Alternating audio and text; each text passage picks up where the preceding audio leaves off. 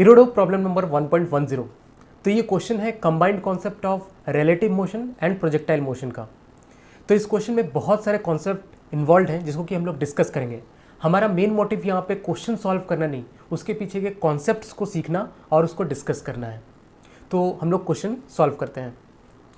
तो इस क्वेश्चन में पूछा गया है कि हमारे पास दो बॉडी है जिसको कि एक पॉइंट से साइमल्टेनियसली हम लोग थ्रो करते हैं। सपोज वो पॉइंट है हमारा पॉइंट ओ, इस पॉइंट से हम दो बॉडी को फेंकते हैं, यानी कि दो प्रोजेक्टाइल को हम इस तरह से फेंकते हैं। जो पहला प्रोजेक्टाइल है उसको हम लोग इस तरह से वर्टिकली अपवर्ड डायरेक्शन में फेंकते हैं at an speed of v1 that is equal to 25 metre per second. और जो हमारे पास दूसरा प्रोजेक्टाइल है या फिर दूसरी बॉडी है जिसको कि हम लोग at an angle of theta that is equal to 60 degree from horizontal, इस डायरेक्शन में हम लोग इसको फेंकते हैं और उसकी जो वेलोसिटी है that is 25 metre per second. तो इन दोनों ऑब्जेक्ट की जो वेलोसिटी है that is 25 metre per second. तो हमें एयर ड्रैग को नेग्लेक्ट करते हुए ये बताना है कि t इक्वल्स टू 1.17 सेकेंड पे इन दोनों के बीच की डिस्टेंस जो रहेगी वो कितनी होगी। तो इस क्वेश्चन को करने के दो तरीके हो सकते हैं।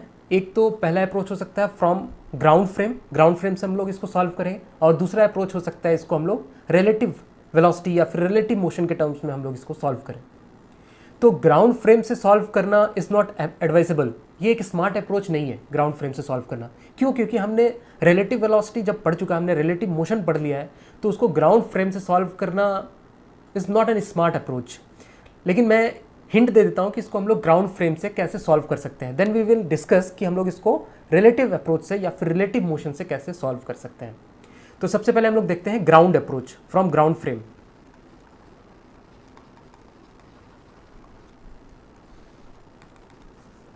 तो अगर हम लोग बात करें कि ग्राउंड फ्रेम में दोनों की वेलोसिटी किस तरह से होगी, तो जो ये पहला ऑब्जेक्ट है जिसको कि इस तरह से ऊपर फेंका गया है, तो वो पहला ऑब्जेक्ट कैसा जाएगा। सपोज ये पहले ऑब्जेक्ट की बात कर रहा हूँ मैं, तो वो इस तरह से ऊपर मूव करेगा एक स्ट्रेट लाइन में, और वापस फिर वो इसी स्ट्रेट लाइन में वापस इस पोजीशन पे आ जाएगा। तो इस तरह की इसकी मोशन होगी, क्योंकि हमने इसको सीधा ऊपर उछाला है, तो इसकी मोशन एक वन डायमेंशन की मोशन होगी। ये बॉल स्ट्रेट लाइन में ऊपर गई और उसी स्ट्रेट लाइन में नीचे आ गई। ठीक है।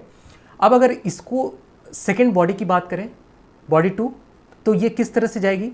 ये इसकी वेलोसिटी एक इस तरह से एक प्रोजेक्टाइल मोशन करती हुई ये इस तरह से ग्राउंड पे आएगी, इस तरह से। ठीक है।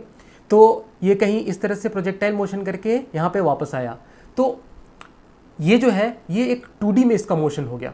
ठीक है, एक 2D में इसका मोशन होगा। प्रोजेक्टाइल मोशन हमें पता है कि एक 2D मोशन होता है। ठीक है। तो हमें t इक्वल्स टू 1.70 सेकेंड पे बताना है कि दोनों के बीच की डिस्टेंस क्या है।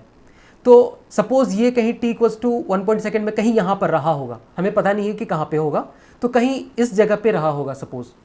तो हम लोग इसका पोजीशन को बोलेंगे क्या, x2, y2। सपोज जो बॉडी 2 है उसको हम लोग इसका सबस्क्रिप्ट 2 देते हैं, दैट इज x2, y2 समझने के लिए। अगर इसकी बात करें तो ये कहीं यहाँ पे, शायद कहीं यहाँ पे रहा होगा। तो सपोज इसका पोजीशन हम लोग लिखेंगे 0, y1। सबस्क्रिप्ट 1 जो हमने लिखा है, subscript 1 that represents body number 1। तो ये 0, y1 में कहीं रहा होगा और ये x2, y2 में कहीं रहा होगा। तो बेसिकली हमें क्या करना है कि हमें इन दोनों के बीच की दूरी निकालनी है, डिस्टेंस। ठीक है। तो ये वाली डिस्टेंस हमें बेसिकली निकालनी है, ये वाली डिस्टेंस। ठीक है। तो ये डिस्टेंस हम लोग कैसे निकाल सकते हैं। सबसे पहले तो हमको निकालना पड़ेगा y1 हम कैसे निकाल सकते हैं, s equals to ut plus half at square से। ठीक है। हम y डायरेक्शन में s equals to ut plus half at square लगा के y1 निकल जाएगा, और उसमें एक्सलेशन y डायरेक्शन में कितना है, इसमें -g, क्योंकि इस डायरेक्शन को y डायरेक्शन को हमने पॉजिटिव माना है, और एक्सेलरेशन पहले बॉडी के लिए नीचे की तरफ है g, दैट इज इसका एक्सेलरेशन इज -g। तो हमें 0, y1 निकल जाएगा।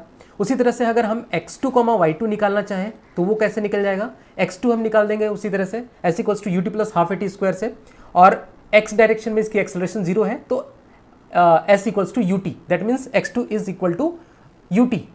ठीक है। u डायरेक्शन में इसकी वेलोसिटी कितनी हो जाएगी, v2 cos theta, v2 cos 60 degree. ठीक है। उसी तरह से y2 हम लोग यहाँ से निकाल सकते हैं s equals to ut plus half at square से, और एक्सेलरेशन कितना हो जाएगा इसमें -g। ठीक है। तो इस तरह से हम x2, y2 और y1 निकाल सकते हैं। तो इसका पोजीशन हो गया 0, y1 और इसका पोजीशन हो जाएगा x2, y2 और इन दोनों के बीच हमको डिस्टेंस निकालना है। तो हम आसानी से इसको निकाल सकते हैं। दो कोऑर्डिनेट ज्योमेट्री हमें पता ही है, दो कोऑर्डिनेट्स के बीच का डिस्टेंस हम लोग कैसे निकाल सकते हैं। इसमें लिख सकते हैं x2 माइनस x1 का whole square, that is x2 minus 0 का whole square plus y2 minus y1 का होल स्क्वायर और इसका अंडर रूट। तो ये हमें इन दोनों के बीच का सपोज डिस्टेंस अगर d रहा होगा तो यहाँ से हम d डिस्टेंस निकाल सकते हैं। तो ये तो हो गया ग्राउंड फ्रेम से इसका अप्रोच। तो but ground frame is not an smart approach. यहाँ पर हमने क्योंकि रिलेटिव वेलोसिटी पढ़ लिया है तो हमें रिलेटिव वेलोसिटी का यूज़ करना चाहिए इस क्वेश्चन में। तो हम लोग देखते हैं उसको रिलेटिव अप्रोच से कैसे सॉल्व कर सकते हैं। अब हम लोग देखते हैं नेक्स्ट रिलेटिव अप्रोच को। तो रिलेटिव अप्रोच में किसी एक का मोशन हम किसी दूसरे के रेस्पेक्ट में देखेंगे।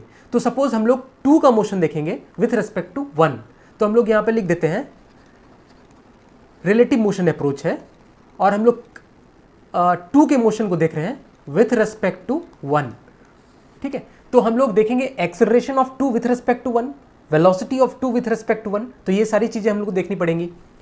तो सबसे पहले acceleration of 2 with respect to 1 क्या होगा। अच्छा, 2 का एक्सेलरेशन क्या है, g डाउनवर्ड।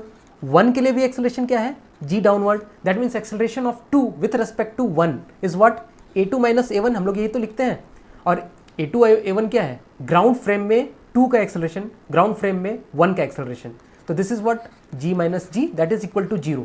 दैट मीन्स इन दोनों के बीच का जो रिलेटिव एक्सेलरेशन है दैट इज 0। अब अगर हम लोग बात करें रिलेटिव वेलोसिटी की,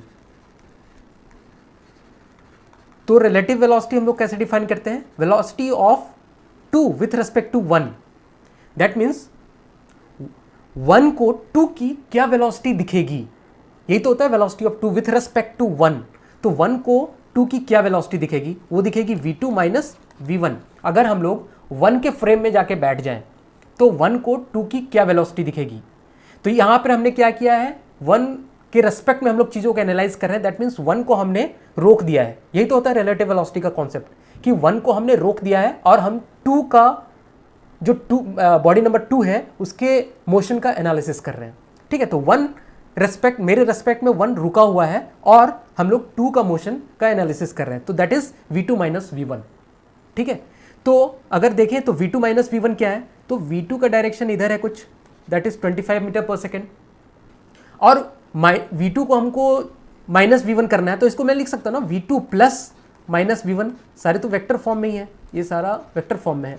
तो मैं v2 में माइनस v1 जोड़ दूंगा।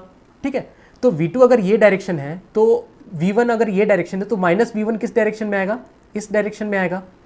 ठीक है, तो ये मेरा v1 का डायरेक्शन आ गया, माइनस v1 का डायरेक्शन आ गया। ठीक है, तो इन दोनों का जो रिजल्टेंट होगा वो मुझे दिखेगा 1 के रेस्पेक्ट में 2 का वेलोसिटी, दैट इज v21।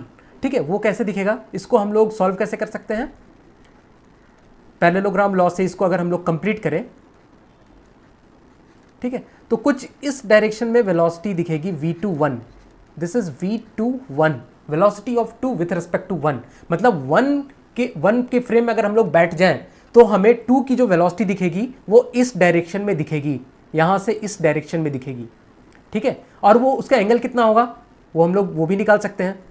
यहां से देखते हैं तो सपोज ये जो एंगल है this is what, this is 60 degree, theta equals to 60 degree from horizontal. ठीक है, और ये जो एंगल है this angle, this is 90 degree.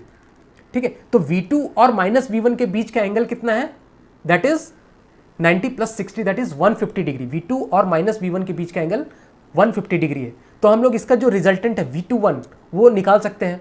कैसे, v21 is equals to what, v1 square plus v2 square plus 2v1 v2 cos of angle between v1 and v2। ठीक है, तो दैट इज 150 डिग्री। इस केस में इन दोनों के बीच का एंगल इज 150 डिग्री। तो ये इसी तरह से तो हम वेक्टर सम करते हैं। v21 क्या है, v2 और v1 का वेक्टर सम है, v2 और माइनस v1 का वेक्टर सम है। ठीक है, तो इस तरह से हम लोग इसकी वेलोसिटी निकाल सकते हैं। अच्छा, v1 और v2 बराबर है, इसको हम लोग v0 एज्यूम करते हैं, v0 square plus v0 square plus 2v0 square cos of 150 degree को मैं क्या लिख सकता हूँ, माइनस कॉस ऑफ 30 डिग्री। ठीक है, तो यहां से मैं बोल सकता हूं, अगर मैं इसको सॉल्व करना चाहूं तो ये हो जाएगा v21 is equal to root over हमने निकाला v0 square plus v0 square plus 2v0 square minus cos of 30 degree, ये निकाला हमने। तो this is equal to 2v0 square minus 2v0 square cos of 30 degree. ठीक है, तो मैं v0 अगर कॉमन निकाल दूं तो ये कितना बच जाएगा अंदर में, ये बच जाएगा 2 माइनस 2 कॉस 30 डिग्री। तो कॉस 30 डिग्री इज व्हाट, √3/2। तो यहां से मेरे पास आ जाएगा v0 इंटू 2 माइनस √3। तो ये v21 हो गया। मतलब जो 1 को 2 की जो वेलोसिटी दिखेगी वो इतनी वेलोसिटी दिखेगी, v0 इंटू √2 माइनस √3। अब ये तो हो गई रिलेटिव वेलोसिटी। अच्छा, इस रिलेटिव वेलोसिटी को अगर हम लोग टाइम से मल्टीप्लाई कर दें, that is t equals to 1.7 second, तो हमें ये पता जाएगा दोनों के बीच का रिलेटिव डिस्टेंस कितना आया। तो वो करते हैं हम लोग, तो रिलेटिव डिस्टेंस हम लोग बात करते हैं, relative distance that is equal to time into v21, relative velocity into time that is relative distance. ठीक है, तो यहां पे से टाइम मेरा कितना आ गया 1.7 second into this v21 is what, this is 25 into √2 minus √3। तो ये अप्रॉक्सीमेटली आ जाता है 22 मीटर। तो हमने दोनों के बीच का डिस्टेंस, रिलेटिव डिस्टेंस निकाल लिया। बट हमें निकालना था क्या, find the distance between the bodies पूछा था, मतलब actual distance between the bodies. ये तो हमने रिलेटिव डिस्टेंस निकाला, रिलेटिव वेलोसिटी को टाइम के साथ मल्टीप्लाई करके हमने रिलेटिव डिस्टेंस निकाल दिया। बट ग्राउंड के रेस्पेक्ट में क्या दोनों के बीच का क्या डिस्टेंस है, तो ग्राउंड के रेस्पेक्ट में भी जो डिस्टेंस है दोनों के बीच का वो इतना ही होगा, वो रिलेटिव डिस्टेंस के बराबर ही होगा। ऐसा क्यों? ऐसा इसलिए क्योंकि जो रिलेटिव डिस्टेंस है that is independent of frame of reference. Suppose एक ट्रेन के अंदर 2 पर्सन है, A और B, और दोनों के बीच की दूरी है 2 मीटर। ठीक है, अब ट्रेन के रेस्पेक्ट में भी दोनों के बीच की दूरी 2 मीटर है, और ग्राउंड फ्रेम में अगर देखा जाए तो ग्राउंड फ्रेम के रेस्पेक्ट में भी दोनों के बीच की दूरी है दैट इज 2 मीटर ओनली। तो जो रिलेटिव डिस्टेंस होता है that is independent of frame of reference. बहुत इंपॉर्टेंट कॉन्सेप्ट है, relative distance is independent of frame of reference. ठीक है, ये तो होगी पहली बात। अब जो इसमें नेक्स्ट इंपॉर्टेंट कॉन्सेप्ट है जो कि मैंने स्किप किया था इसमें, कि जो हमने v21 निकाला था that is velocity of 2 with respect to 1।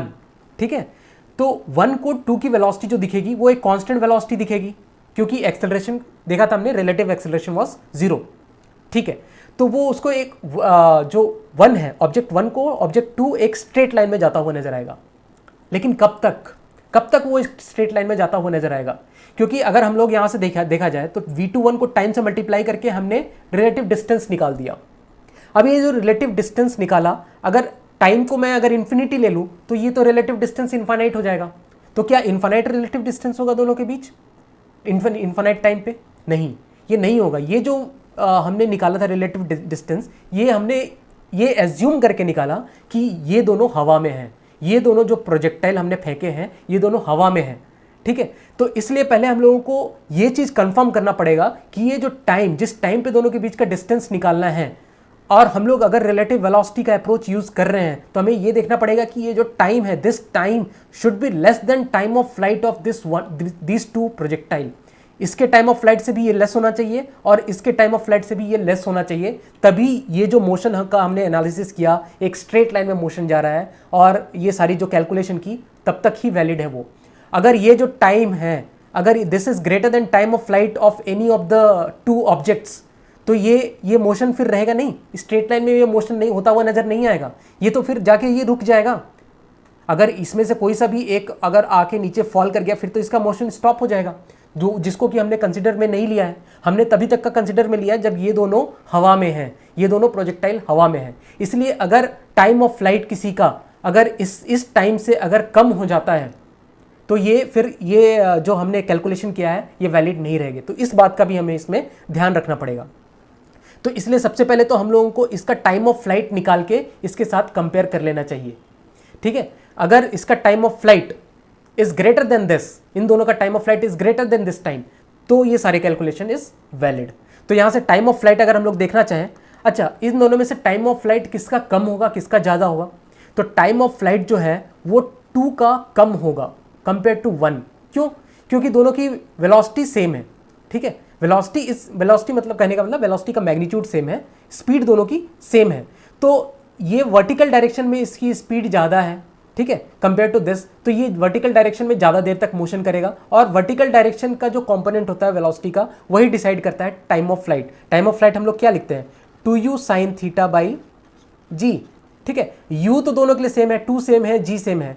Sine theta पहले के लिए क्या है, साइन थीटा पहले के लिए थीटा इज 90 डिग्री, दूसरे के लिए थीटा क्या है 60 डिग्री, ठीक है। तो इसका जो टाइम ऑफ फ्लाइट रहेगा वो कम रहेगा कंपेयर टू दिस। इसको हम लोग अगर नहीं समझ में आता है तो कैलकुलेशन से भी देख सकते हैं। तो इसके लिख सकते हैं 2/10 इंटू इसका टाइम ऑफ फ्लाइट कैलकुलेट कर रहे हैं 25 इंटू साइन 60 इज √3/2।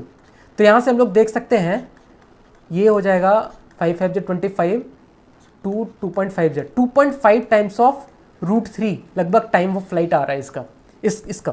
तो 2.5 टाइम्स ऑफ √3 इज व्हाट 1.732। तो हमने देखा है कि ये टाइम कितना 1.7, दिस इटसेल्फ इज 1.732 और उसका 2.5, दैट मीन्स इसका टाइम ऑफ फ्लाइट इस टाइम से ज़्यादा है, और इसका भी जो टाइम ऑफ फ्लाइट रहेगा ऑब्वियसली इससे भी ज़्यादा होगा, दैट मीन्स इन दोनों का time of flight is greater than this. तभी इस क्वेश्चन को हम लोग एनालाइज कर पा रहे हैं इस तरह से। तो इस तरह से क्वेश्चन को हमें सोचना पड़ेगा। Thank you.